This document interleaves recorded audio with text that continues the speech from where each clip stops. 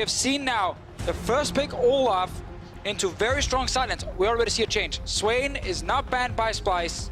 First. They banned it every game so far. I have to assume they're changing it up. There's no reason to change the order right now. Olaf, is that going to be a ban? Can find out. Of course, Olaf was an incredible pick in the hands of Jankos. Rakan remains the ban from the side of Splyce. Only the Swain ban has been dropped thus far. Trundle also being banned. G2 don't see any reason to change their strategy coming in. Okay, last ban. What's going to be? It's not going to be the Swain now after the order is changed. It is the Swain. Why would you change the order then?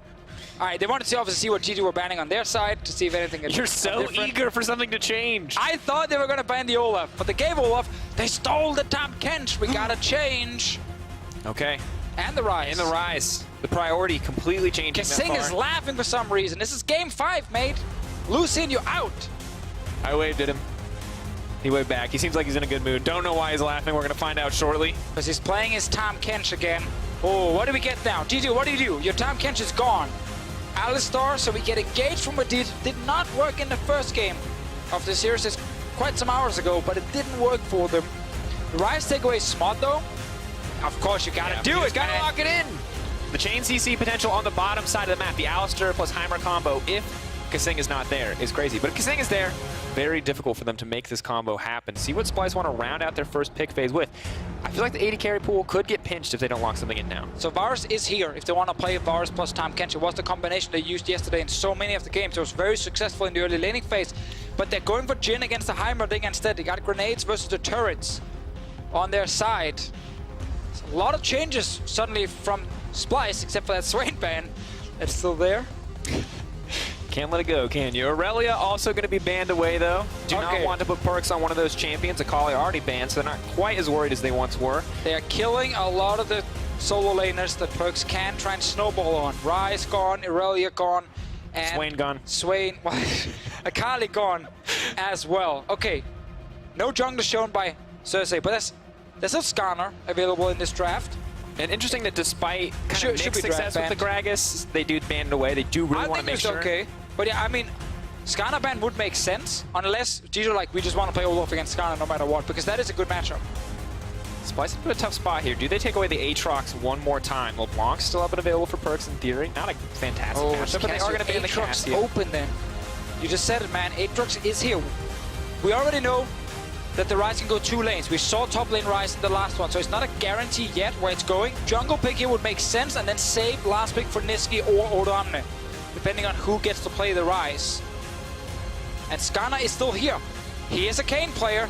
He's done it before. It might not be... Okay, it's Skarner. For those who don't know, I didn't say anything or get excited. I'm a Kayn one trick, and I got really excited for 5 seconds. I'm a little disappointed, but Skarner also... I mean, it makes sense in the context of the still series. has a 100% win rate, because last game, it just wasn't picked. Oh, he's lost the game. It lost game 3. That's right. When G2 had it. Wonder top lane. Aatrox, Urgot, both available for him. He will have to blind pick it right now. If it is Urgot, you could put the Ryze top against it for Odamne, unless they want to keep him on tanks. And my perks on Malzahar duty. All the eggs in the Hjarnan basket.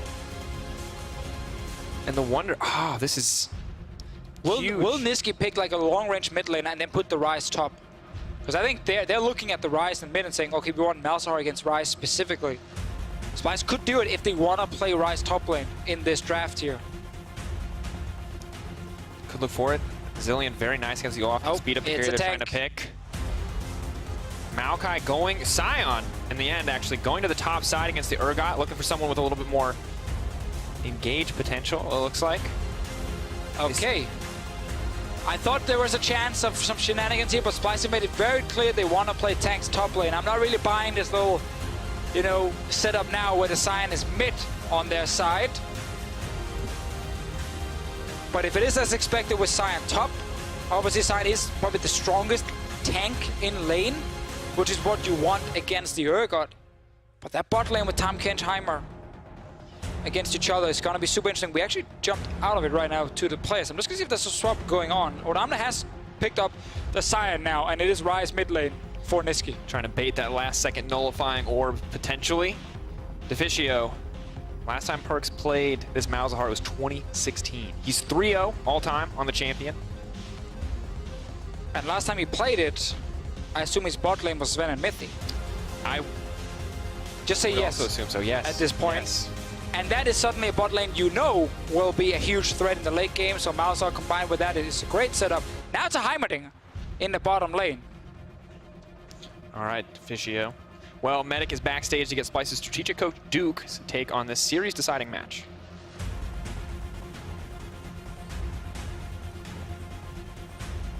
Thank you very much, Dracos, and I am joined by Duke. Now, Duke, game 5 of a series, you went for a more traditional Splyce draft with, tanking the top lane, a bit of scaling on the rest of the map. How do you think you're going to take down G2 in this game? Well, we lost last game because we had a pretty bad draft this time with not enough early game pressure, and then they want us to death with good cross mat with Tahm So we wanted to remove the tools that they had to win this game. Go for the Rise early, go for the Tahm early, and then we can go for a more comfort pick. They don't have the Tahm to protect the Heimerdinger that we were expecting, and then they go for a Malzahar counter pick that we have Tahm into it, so we should be fine. So do you think that you're actually going to be able to delay that early game? Because they still seem to have a lot of strength with the Heimerdinger, with the Urgot as well. Yeah, they have good early game, but we have maybe more tools to contest. And then on side lane, we should be winning in the mid game, and I think team fight too because of the AD carry. Well, good luck. It's your second game 5 in 2 days. We're going to hand it back across to the casters. Thank you very much, Medic. Game 5 here, G2 and Splyce, everything on the line for both of these teams. Splyce trying to take away what made G2 so comfortable in the previous game, and of course relying once again on Kabe in the late game to come through as that AD carry to help carry the team. Yeah, and obviously the 1-3-1 setup with Tahm Kench, as Duke mentioned, is fantastic and what we highlighted during the game, but obviously the biggest thing for G2 was the fact they could snowball early with Olaf. That tool is still there for Jankos.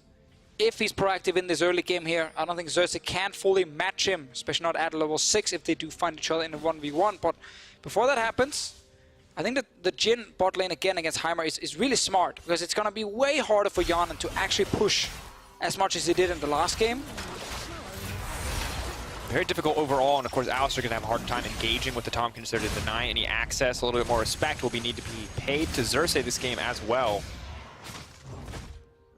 Skarner has been key for teams to find the lead, but Jankos, of course, on the Olaf, as you already mentioned, equally as important. But I feel like always in this series, we have to keep our eyes on the jungler, because the jungler that's had more early game impact, whether it's Xerxes denying plays or Jankos finding those aggressive moves, has really set up the team for success. And both junglers have been performing right here. It's not been like a one-sided matchup between Xerxes and Jankos. We're really stepping up when it matters. Now, I'm looking at Jankos' early game with the Olaf. He most likely will just farm until he gets his boots, gets Predator. But gank-wise, like top lane, there is an opening with the Urgot who can actually then knock back the Scion. Otherwise, mid, you want to wait for level 6, and you don't really want to gank your Heimerdinger lane. So, Jankos is not sitting with the same amount of options, at least until we get the Malzahar ulti. Then you can obviously go mid for a pretty free kill. Well, on the side of Splyce, there's a bit more setup. But of course, in the previous game, Jankos had a lot more options, as you mentioned. So maybe we're not expecting the same level of K plus 8 at 15. Maybe he will spend the same amount of time around his laners at 48.3, massive amount of jungle proximity. But Xerxes not nearly as scared as he was in the previous game, but willing to invade the jungle and take away some of these camps. Yeah, smart little play here. He starts top side, red buff, Raptor camp, goes bot lane, gets the Rift Scuttler, and then takes away enemy Raptor while Jankos was doing the Rift Scuttler up there and doesn't get anything back. So Xerxes effectively steals away a camp in the early game and will still get everything else on his side. And he's around bottom side in case an early gank should happen. And we're going to have to see Splyce G2. I mean, both of these guys make it to game 5.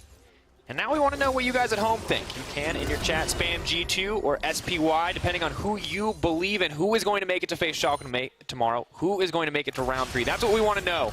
How many G2 fans are out there? How many Splyce fans are out there? Is it going to be, what is it, fast-paced or slow and steady? That's what we're going to have to find out. Is it Heimerdinger or traditional AD carries? Oh, battle for the ages. Yanan. Oh, gets a bit of poke. Sadly, the turret did not actually hit Copy right after that. Obviously, the thing about Heimerdinger is when you land that ability, you get that extra damage from the turret on the beam that's otherwise on such a long charge-up time, and that is way more damage in the early game than people expect. The G2 army out in force after last game. They're, give it time, give it time. This is also a lot right now spamming G2. People believe, man. Those jerseys are sold out. There's a lot of G2 faithful out there in the world. I mean, it's true. And again, a lot of people expect the G2 organization to fight all the way towards the 3rd round and potentially get the spot towards Worlds. Again, Schalke is waiting tomorrow in that final game, and they are many people's favorites to make it to Worlds, seeing as they have been able to watch 10 games of Splyce. If they make it, they've shown everything. Or 5 games of G2. A lot has been laid down by both. I mean, the Heimerdinger has come out. We have to assume that that was the last trick in the bag of tricks from G2. That's a pretty good one. Have to hope that it carries them through here in Game 5. You saw a G2 favored vote just slightly there at the end. Splyce fans are also doing their best to match here across the board. And again, it shows really how close the series has actually been. And if you ask me in 20 minutes, if it's dead even, I start going more and more towards Splyce, saying, okay, this is where they're going to do well, because G2 will make mistakes in the late game. They do overextend, and if they don't get that 1-3-1 lead they had in the last game, they don't look as clean. But I gotta say, when they get the advantage, like the last one, that was some good macro. They were so quick around the map. It was almost a perfect game they played. Oh, the Scuttle? Oh, Scuttle. I always forget the Scuttle just doesn't reset. Just go. Just take him away. Dumb. Well played by Kasing. And actually the jungle lead here just continues to grow for Xerxes. He's going to get level 6 well ahead of the Olaf at this point in the game. And as we mentioned, there's not really a lane for Jankos to gank, other than maybe top lane. So it's been a much slower early game on his side. He will find Xerxes in here, who's killing his control ward. But he's not able to gank anything. Perk's level 6. It's here now. So be careful, Xerxes. If you go towards the mid lane, you most likely will die in a 2v2. Question becomes, level 6s in those solo lanes, as you mentioned, Olaf level 6 on the horizon. Who actually makes the first move here? Will Xerxes use this Skarner to try to shut down the opposition? Perks continuing to just kind of threaten on the back, but doesn't actually have any abilities to deny Rise from backing. Yeah, I think the first move is G2. It's around the solo lanes. They're pushing top lane with the Urgot. They have kill pressure, ignite, ulti on Odamne. We just need Jankos or Perks to go to that lane, and they can either force Odamne back or just straight up kill him. But right now, Jankos is just going back. He's going to get full mana. So this is level 6 also here now. So we get some big, big moments. Didn't actually skill his ulti yet. Assume he's going to do it soon. Interestingly enough, actually giving up a wave on the bottom side for Splyce, so they are still succumbing to this early game Heimerdinger pressure. Of course, Kabe with no TP means that Hjarnan just retains control over the bottom side. Lost Chapter also coming through is huge, as it means he can pretty much sustain this push indefinitely. I mean, the goal for Kabe is just like kill the turrets every time with grenades, keep the wave at your turret, but don't allow the Heimerdinger to actually hit it. And then just wait. Just keep scaling on the Jhin here. Perks now, we talked about this around top side. This is the play we want to see, because there's a real opportunity that it can actually kill Odamne, but Xerxes is reading it. Niski's here too. Niski has to be careful though, he's the one who's isolated. Xerxes now coming in. Oh, the ulti! Now Perks suppressed and knocked up. Is it going to be enough damage to lock this one up? Perks now trying to get out of there. Is going to try to lay down a little bit more damage, but I don't think it's going to be enough. Now pulling back, disaster strikes for G2. Jankos flashing out to safety. Niski, is he going to burn a flash as well? But there's a fight on the bottom side. Kabe could be in trouble. That heal is coming in clutch here. They want to take out Aditi, and they're going to get one. Can they get two? Level 6 comes in from Hjarnan. The Mega turret down. Kasing now in trouble. Oh, but he's missing it! Pulling back. He has this zone of control. As long as they don't go near this tower, they're probably fine on the side of Splyce. Can he get a little bit more? But Jankos is coming down. Oh, but Jankos is low! Healing up. This Missiles. might be enough. He uses the ult. He's going in this one. That's two. Fire back. What a start to the game. Top lane, it's a kill on to Perks. He didn't get to do anything. Great answer from Splyce towards the aggressive move near the top lane. But bot lane, 2v2 fights. First, it's Splyce getting the kill, but in the big turret, they can't get close, and Jankos gets to run down and actually kill them. Ooh, Xerxes stayed too long. Perks still has ult. Point and click him. Where's it going to be? Or did it get canceled? No, he still has it. He doesn't use it. What? Must. Okay. Okay. All right. Our button didn't work. Our button didn't work. Did he accidentally push T? That's what we'll find out shortly, folks. Game 5, pause, bit of an awkward scenario. We will get the official. Could be something else as well, but we're kind of suspecting that it's the R button. It feels like it could only be one thing right there, but of course we're going to wait. And here, holy moly, I did not expect, first of all, that we were going to get 2v2 kills. No. In this series. That's already crazy. But it happened. So I have a pitch for you. We're all sitting here talking about Splyce, take it slow, take it late game. What if Splyce backstage said, you know what? Let's just fight him. Let's just go. Let's just match him 2v2. Let's just kill him. I mean, Xerxes read the situation when he was topside. Again, I said this early in the series, and I think he's really good at doing this. Like, he kind of knows when the enemy team wants to go for the play near his top laner, and then he recalls and he goes top lane straight away from base. And he was sitting there waiting for this. And after G2 didn't fully commit early because they couldn't to the tower dive, Perks just got caught out, and he died very quickly. Niski also ulting in, so that was great from Splyce. And also to kill bot side, but sadly for them, because they couldn't get near the turret, they couldn't get back to their own tower, and had to run up the river where this random Olaf, who's been fighting top lane, has run from top to bot. Think about how many things had to come together to make that play happen. Those series of plays. That level 6 perfectly coming through from Hjarnan as creeps die mid-fight.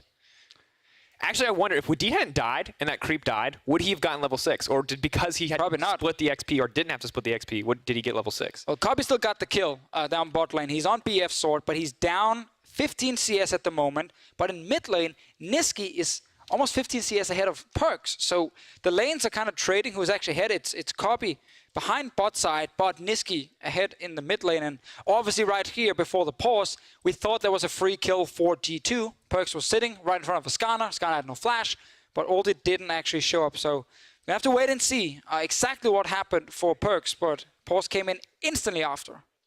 Yeah, interesting. League officials are investigating. It is a game bug. So we will find out. We'll give you more context shortly. Once we know exactly what is going down, exactly what the league officials are investigating. Don't want to speculate too much. We can obviously say, hey, we're pretty sure it's Malzahar ult, but until anything is actually confirmed, we don't want you guys to be like, ooh. All right, it is a bug on Malzahar's ultimate, confirming 100%. It's what league ops are investigating right now, watching back, checking, investigating, seeing what's going on. Medius and Vedius are back there right now.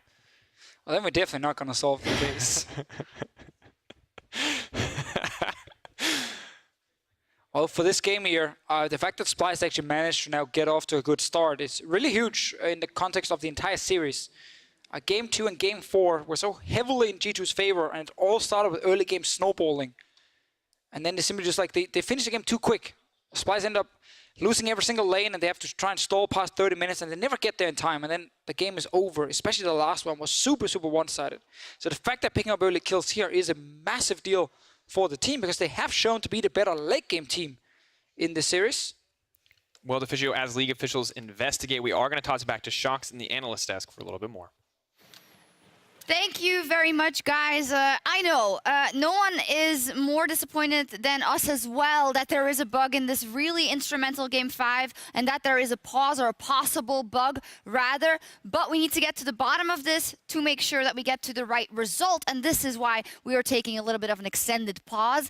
Viewer-wise, it was entertaining to watch in the beginning. Both teams going in guns blazing. Yes, looked like the Splyce had their eyes set more towards the top side of the map, whereas we saw from G2, they were just like, we need to get kills bot, we need to get Hjarnan ahead, and fortunately, it seems like the game state is still relatively close, and that situation is very important, because it looked like Perks wanted to lock down that ultimate. Yes. A lot of question marks around why he didn't, and if it was due to a bug, then we have to make sure that all of that gets ironed out. I believe we're getting an update really soon, so we're going to find out what the league officials have established. However, the fact that this was very back and forth in the beginning, what is the expectation for the rest of the game then? I think the game I felt was really tense up till this point. I think both sides really wanted, and I think everybody can feel that as well. It was really exploding starting level 6 from Skarner. Nothing was happening, and then suddenly fight top side and bot side at the same time. And everyone is just looking for opportunities. I think we were going to see that more. I think both teams are going to fight here with nothing holding back. And before, I was always afraid that they were like second-guessing themselves. But now I really think, yeah, now they're going forward. I am...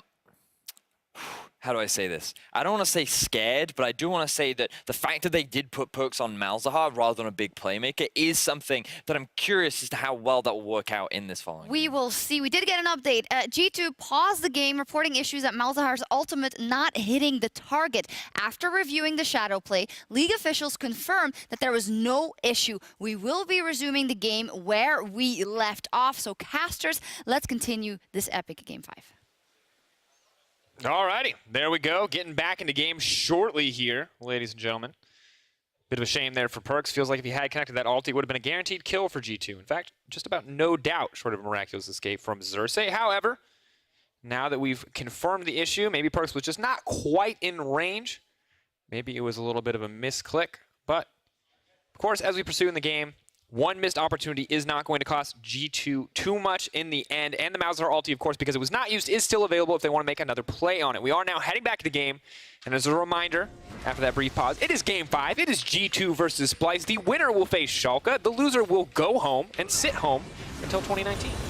So, this is what happened just before the pause with all the replays. Perks and Jankers actually started to walk away from top, but that's when Xerxes and Odamne catches them, and Niski's kind of cutting off the escape towards the bottom side. So I really like this play from Splyce, but while this is happening, and Jankos does manage to stay alive. Bot lane, we had instant 2v2 fight.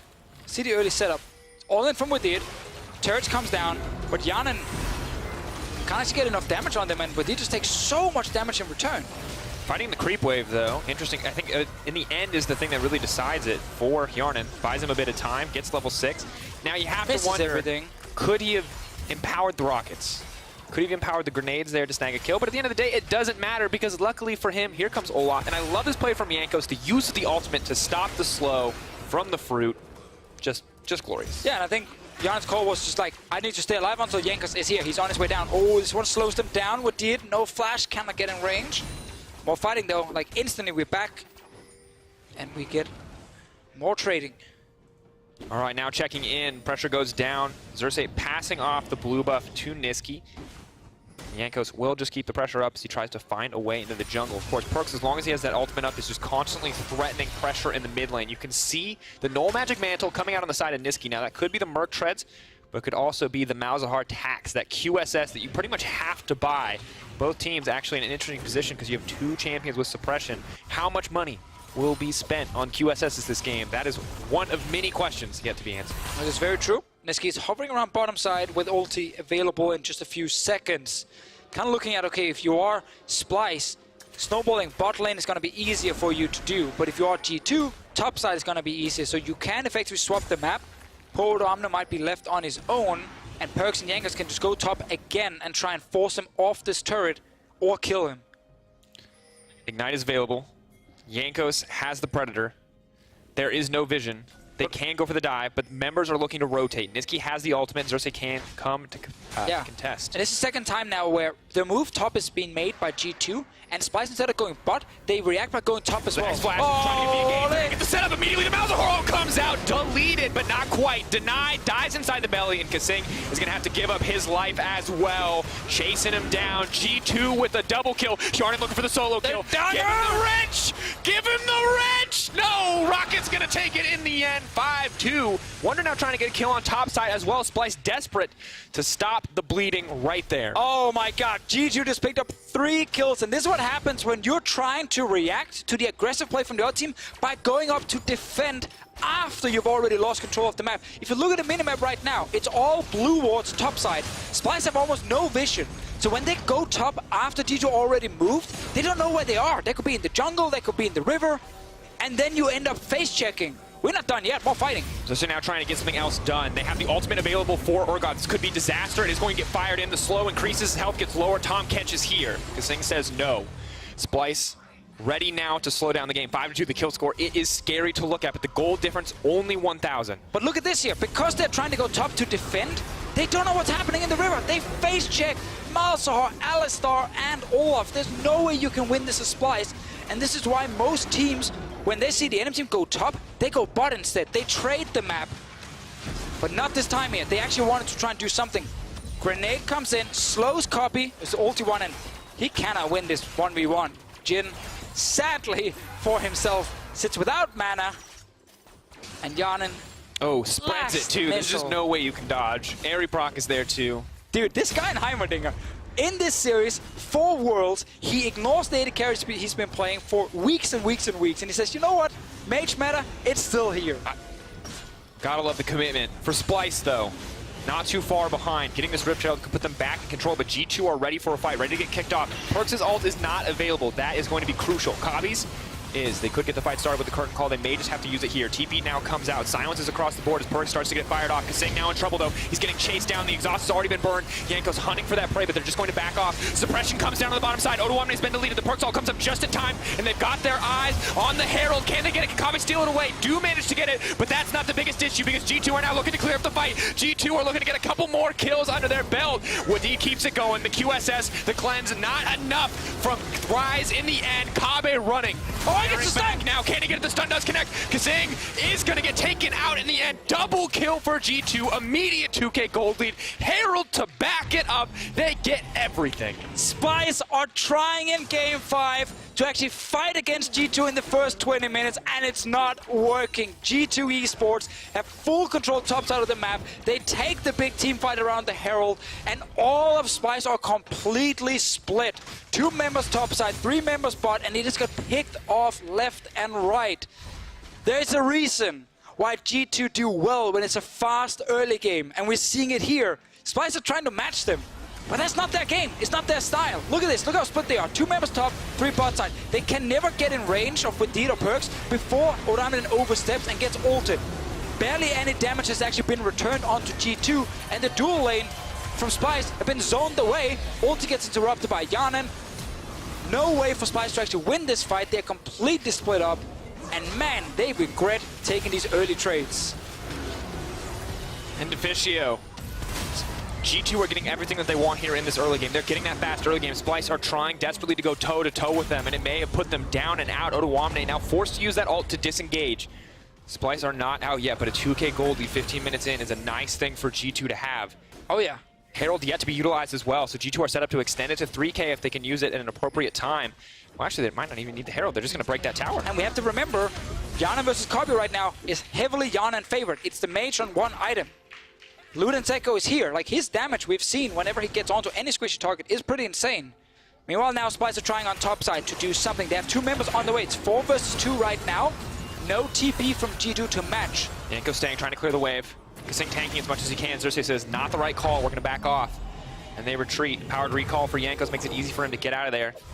And G2 for now control the mid lane. Just going to use the pressure though to look for a little bit more vision as Niski checks the brush. Now it is important to mention, Kasing is on the Tahm Kench this time. It's not Wadid sitting in mid lane with the Heimerdinger saying, okay, if you want to do something in top lane, we go up with Tahm Kench ulti. No, it is a bit slower. You have to walk all the way as the Alistar, so it's a little bit easier for Splyce in that case. But 2 fights heavily in G2's favor, and the 1v1 kill bot lane for Yanen. What a turnaround for this play after losing that game at the red buff. Game 3 went in favor of Splyce because of the Jhin move. And then you turn around by playing Heimerdinger twice. I think if you tell G2 you're going to give them 1 step backwards and 2 steps forwards, I think they'll take that exchange. Xerxes now running forward. He's going to get ultied up here. Tahm Kench on the way in, trying to buy as much time as he can on the side of Perks, but they know that he's dead. He is getting picked off here in the end. Well played by Splyce. Yeah, and we just talked about how it's important that it's Kasing on the Tahm Kench, so you're the one doing this instead of Wadid. Mid lane, the turret will go down now. It's 4 members of G2 around it, plus the Rift Herald. Will Splyce get a kill top? Can they also trade for turret? Jhin takes quite some time when it comes to killing a turret, and we might see 2 drop in the mid lane. Herald is there, Yank they is can there, dive Wonder is there, Niski, as you mentioned, threatening to get dived. Wadid is looking for that Tahm Kench. They want to get it started. Odoamne trying to bully him off. It's not going to happen. Wadid's still waiting in the brush. Going to knock him back and punch him into the team. He can't save himself. He's going to get knocked back almost immediately. Will they use the ulti for it on the Urgot? Yeah! Oh, yeah. And it's just so clean on the side of G2. Splyce do manage to get the top lane tower, but the gold lead just remains 3,500 for G2. 2 turrets in the mid lane just dropped with that Rift Herald. Splyce invested 3 players top lane to get that kill onto Perks. Had no one left to defend mid. Super action-packed. First 17 minutes here. Tons of kills, mainly in favor of G2. QSS is ready for Niski now, so he's not going to be the obvious target for Perks.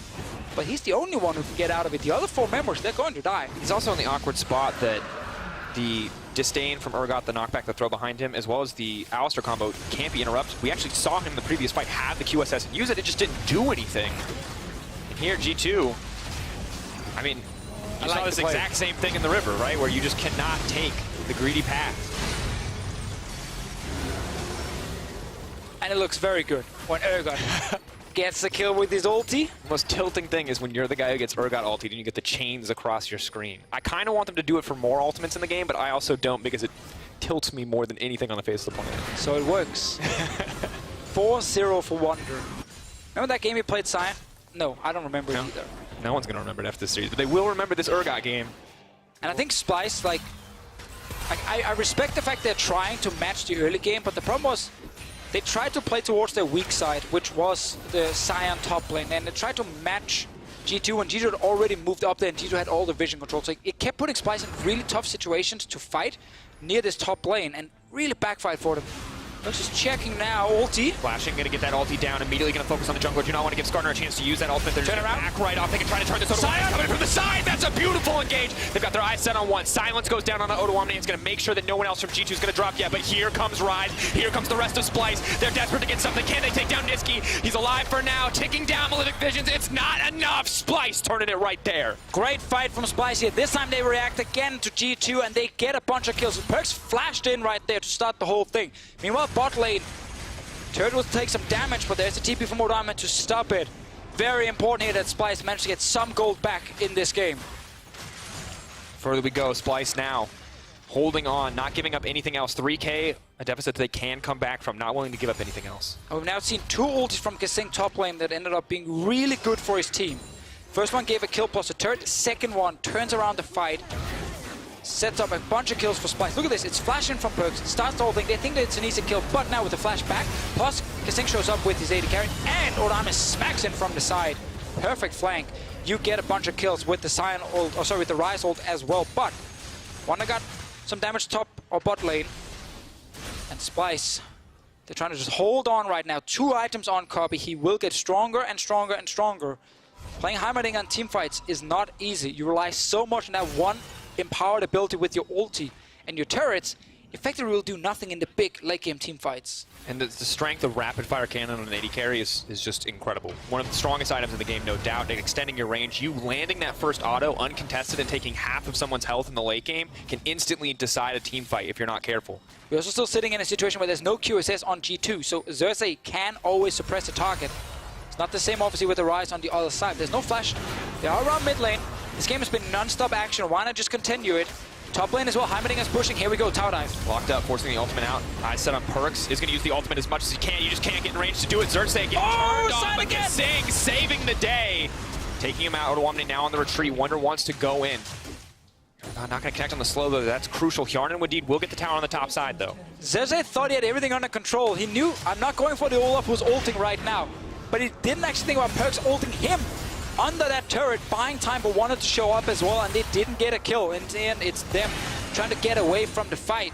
Meanwhile, top lane turret did go down, as you highlighted, with the Heimerdinger. Engage-wise, if you are Splyce, like your way to start the fight is really just Xerxes flashing in. Otherwise, what you have is like more of a split push setup with the Rise plus Tahm holding mid. And that's pretty rough when I think about it against Malzahar plus Heimerdinger. You have to reach them in a late game teamfight, and you don't have a lot of tools. You do not. You're really hoping on that Sion to find a way into the backline. Or the Rise ulti. But if you think about how these teamfights could play out, if Splyce are the ones trying to force the engage, it's so easy for Wadid and Wonder to kind of disrupt a lot of what is going on there. Urgot, an incredible threat into the tankier frontliners. It's going to be tough for Skarner to pass through. Wonder now, feeling a little aggressive, is going to move towards the bottom side. Now Skarner can move down, but Olaf is on the way as well. There's no way to go. He's trying to find a way out with the ulti. He knows it's coming up shortly. Wonder holding on to this thing, wants to make sure he flips him the right way, pulls him back. They're going to set maybe Sion. The ultimate coming down on the bottom side from Perks. It is going to interrupt Xerxes for now, but he's not worried about using his ultimate quite yet. And Kobbe cleans up the kill.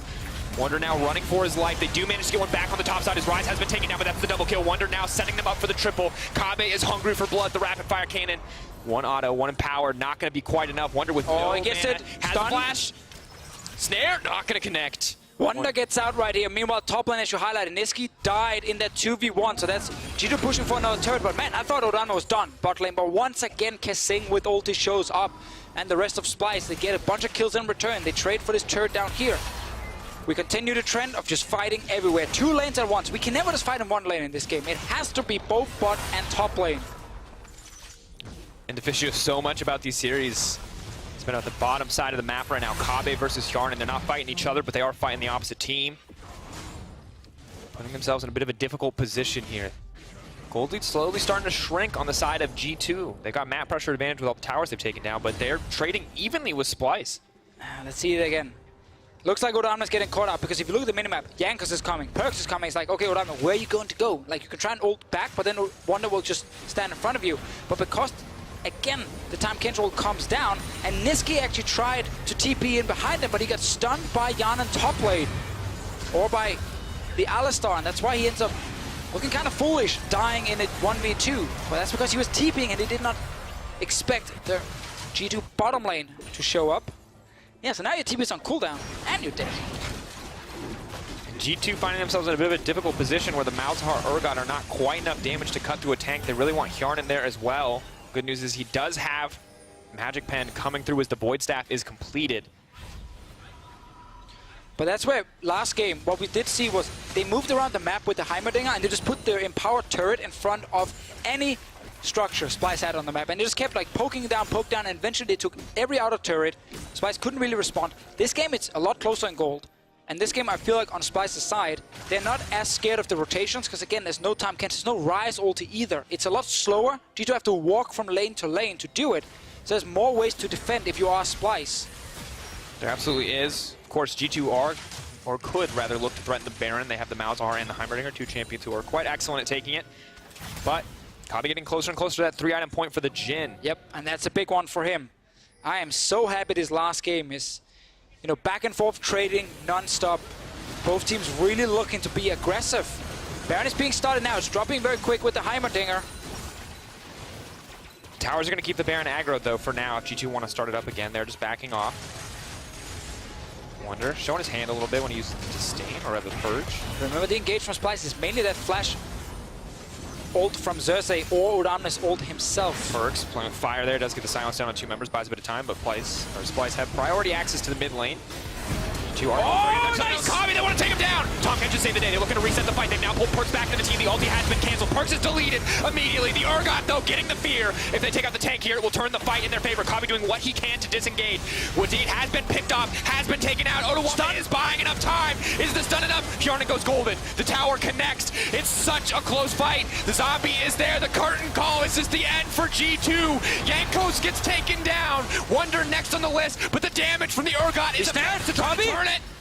2 shots, pulling back, both sides backing off, neither one with a greater advantage, but Splyce Oh man, what a fight! It all started with Splyce pushing down the mid lane and G2 find this sick engage from Wadid. Look at the start here. They see Jhin standing and trying to hit the turret. Kobbe, he thinks he's safe because he's far away from the fight, but he taxis onto the minion, flash Q, gets the AD carry, forces the devour. Notice Xerxes, however, gets onto Perks with the flash. Perks cannot ult. I'll keep the ulti going, and now it's a 1-for-1 trade. Udamne gets out, and G2 have lost their mid laner, while the 2 carries, Kobbe and Niski, are still full HP until this point. So much damage from their side, and they get Hjarn in the hourglass into then a great ulti setup. Oh man, that ult from Xerxes was so key to stop Malzahar ulti. And then Kobbe and Niski just stayed alive the entire fight. I mean, the fight, when Odoamne made it out and landed that knockup, I thought the fight was over, but shout out to Hjarn for landing clutch skills onto both the carries. What? That's a misclick. He doesn't love the minion that much, he just wants to keep it alive. All right, bit of a misclick there from Kasing, kind of deflating things just a little bit, but of course both teams on the precipice. G2 with the gold advantage, but you saw that fight. It does not seem quite as G2 favored as the gold might indicate. And that last fight was without IH on the Jhin. It's here now. Would have killed the Urgot, obviously, with the last shot. So Kobbe is even stronger for the next fight. G2, they were starting Baron with the Heimerdinger. We saw the damage they could do, but Splyce just pushed mid. They said, you know what, if you're going Baron, we're going mid. We're going to force you to come in here and fight us. And there's no flash on Wadid this time. It's much harder for him to reach the backline, despite the great play from before. Looking for a little bit more here. Splyce determined to take down this tier 1 tower. G2 not in a position to respond as Malzahar is responsible for clearing out the side waves. Will go down in the end. Start to even up the gold back in favor of Splyce. We're getting later and later in the game. Odoamne, the focus for now, forces out the Tahm Kench Devour. But as we get later, we get more and more into the Splyce territory. The tanky front line they built up for themselves, more and more relevant.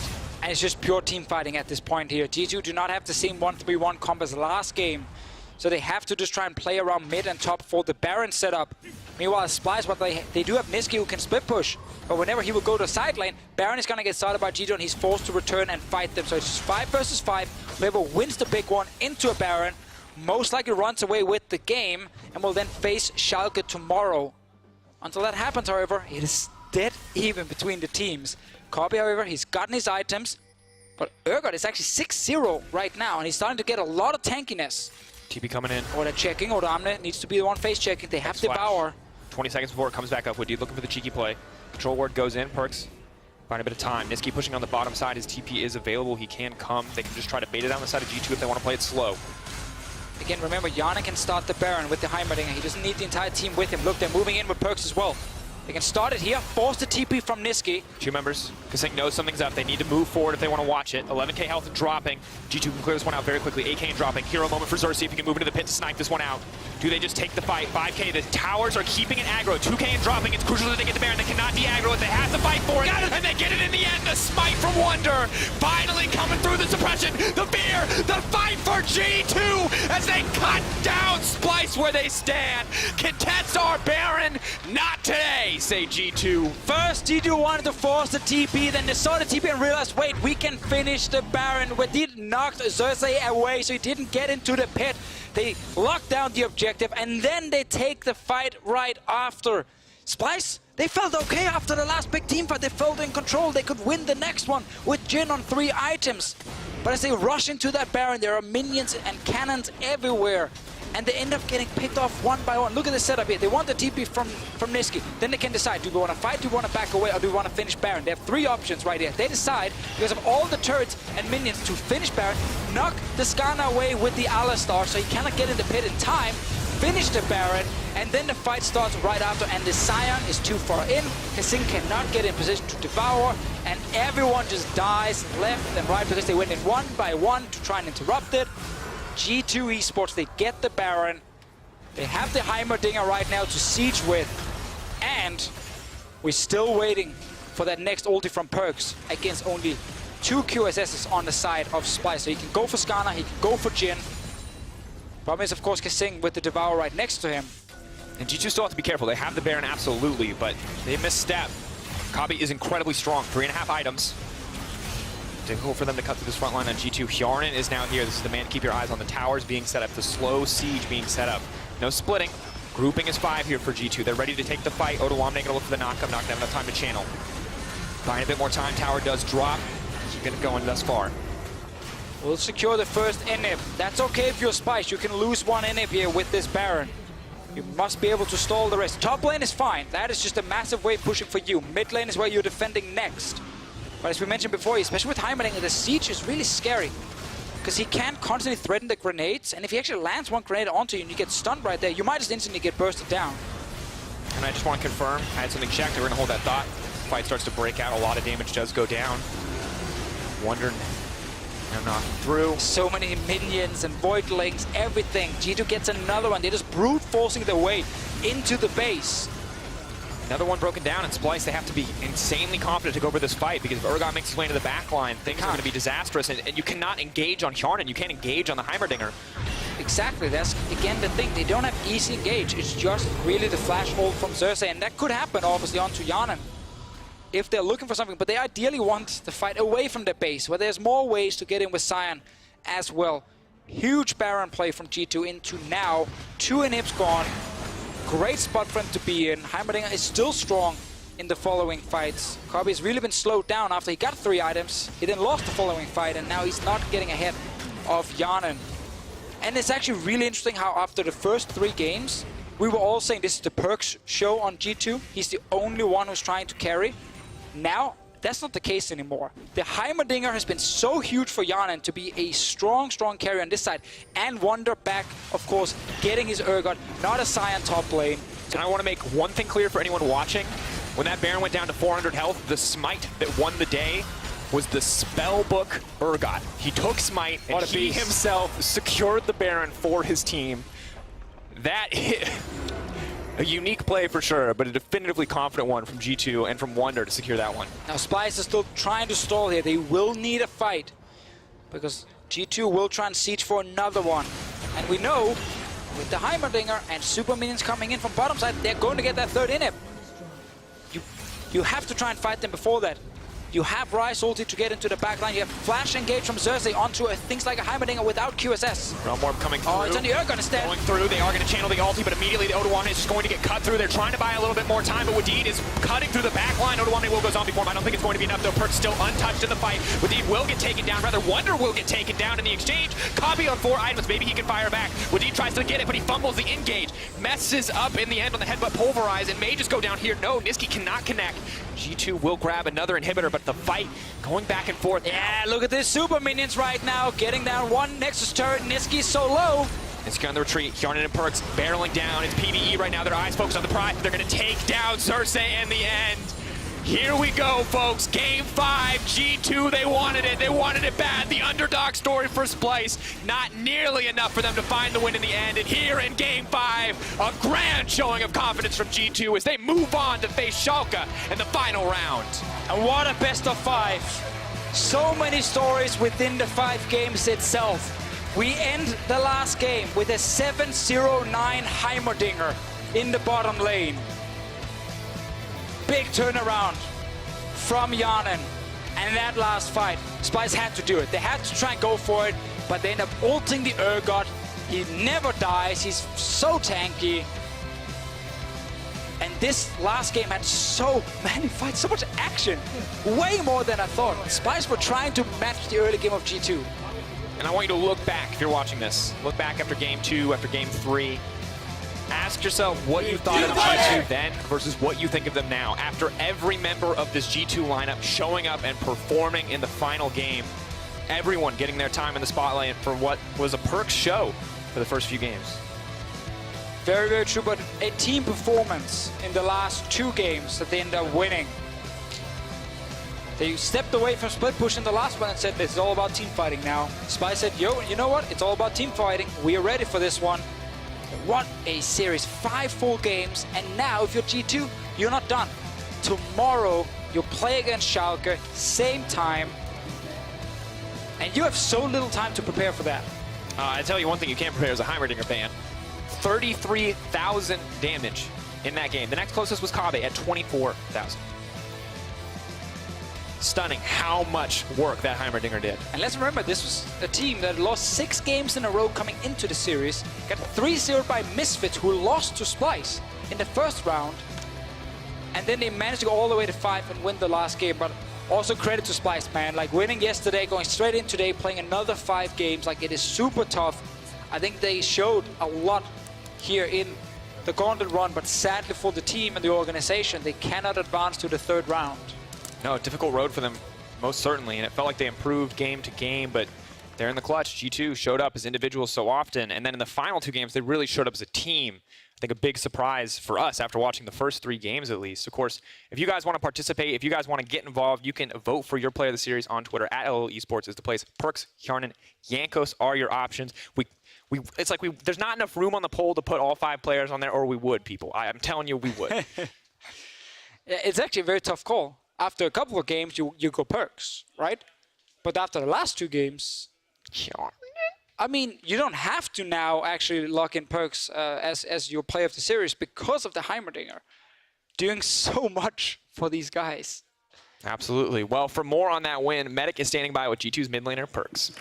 Thank you very much, Dracos. I am joined by Perks. Congratulations on the win, of course. Just one best of 5 between you and a spot at Worlds once again. I want to focus a little bit on the sort of dynamics of this series here. Game 1, you lost to Splyce. Coming out of that game, how did you change your mentality to get into Game 2 and start winning? Okay, so I think the both games we lost because we had both weaker early game and weaker late game. So you'd end up like we cannot win early game and we get outscaled as well. So I really think like we majorly lost because of drought. Sure, if we are a really good team, like if we are Koreans or something or LPL, we can probably win with those droughts as well. But the droughts are really hard on us and made it harder for us to play. So after we adapted and picked a stronger early game jungler, the games seemed to go like really smoothly. Even the last game was like a stomp. Besides me inting, like I was running it down the whole game. I just couldn't stop. You know, that's one of those games where you just play and you're like, keep playing and you keep running it down and you're like, guys, just carry me, please. And that's how you won. I think you put G2 on your back enough times for them to have to carry you once. It's sort of an acceptable balance. I want to come back to that point about draft, though, because if you win against Schalke tomorrow, you're going to be going to the world stage. You're going to be facing those big Korean, Chinese, North American teams. How, as a team, are you going to adapt coming into that stage when you've already made mistakes in draft here? Well, I think that our practice has been going really well recently, and today I expected us actually to 3-0 them. That's really Didn't really work out. That's really cocky, but we almost lost. But I'm very confident that if we go to Worlds, that in the Korean bootcamp, even though we play planes, it kind of sucks. But it's also like a good thing. Like Fnatic, you know, last year, you know, you get to warm up in planes and you get to like play against these teams on stage and you get to like practice your mental stage and like mental state on stage. So I'm kind of excited. Like this is my first time in the Gauntlet, right? So it's just so exciting and I love it. You know, I love to play on stage. So I want to win tomorrow. A lot of adrenaline going through. Let's talk about tomorrow, though, because you're playing up against Schalke, who looked good against Fnatic last week in Madrid. Is there a change to your game plan coming in tomorrow, or can you do basically the same things? Well, Schalke played really well in the final, I think. The problem is that Fnatic was too good. So I don't think they're like easy opponent, but I think we'll win against them. I don't think they have an edge on us in positions, and I think that our team play, especially with snowballing, is like better than theirs. So I just have to like not int in game 5. Hopefully we can win in 3 games. Yeah, I predicted 3-0 tomorrow. Oh, you predicted one today as well, though, so we can say it's going to go all the way to 5 games. Okay, I don't predict 3-0. I take it back. Okay. My final question is, you're the last member of G2 that's been standing through these iterations where you won 4 splits in a row, lost to Fnatic last split. How does it feel knowing that a lot of the weight of expectation and a lot of the expectation for G2 is now on your shoulders? If you don't make it to Worlds, people will count this as a disappointing split for G2.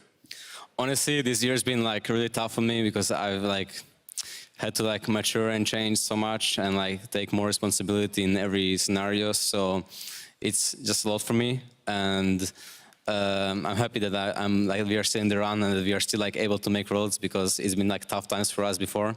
So I don't like really put pressure on myself. Like pressure comes from within and not like from what people expect of you or what you like. I've already like I accepted both cases. Like I give my 200% every day to make it to Worlds and like to play there because I just really enjoy playing against the best in the world.